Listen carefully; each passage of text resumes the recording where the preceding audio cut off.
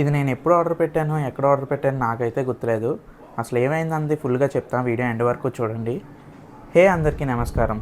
So నా planted అక్వేరియంలో plants ముందు ఎలా ఉండేది మీరు తెలుసు కదా. సో ఇప్పుడు వచ్చేసి నేను ఆ ప్లాంట్స్ అన్నీ తీసేశాను. దాని ప్లేస్లో నార్మల్గా నేను మా లోకల్ అక్వేరియం షాప్లో కొనుక్కున్న కొన్ని ప్లాంట్స్ అయితే యాడ్ చేశాను.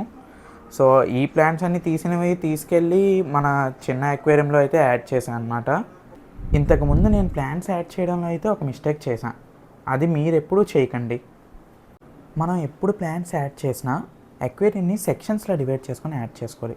పైన వచ్చేసి సెమీ అక్వాటిక్ ప్లాంట్స్ అయినా ఫ్లోటింగ్ ప్లాంట్స్ అయినా పెట్టుకుంటాము. సో నెక్స్ట్ బ్యాక్గ్రౌండ్లో టాల్ ప్లాంట్స్ పెట్టుకోవాలి, ఎక్కువ గ్రోత్ ఉన్న ప్లాంట్స్.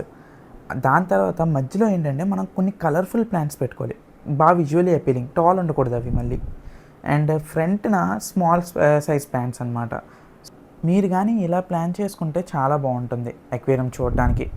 ఈ ప్రొసీజరే మ్యాక్సిమం అందరూ ఫాలో అవుతారనమాట.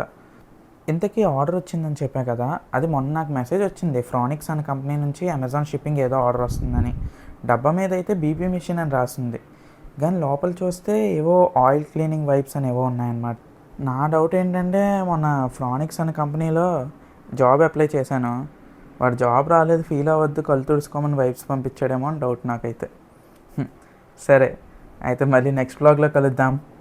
బాయ్.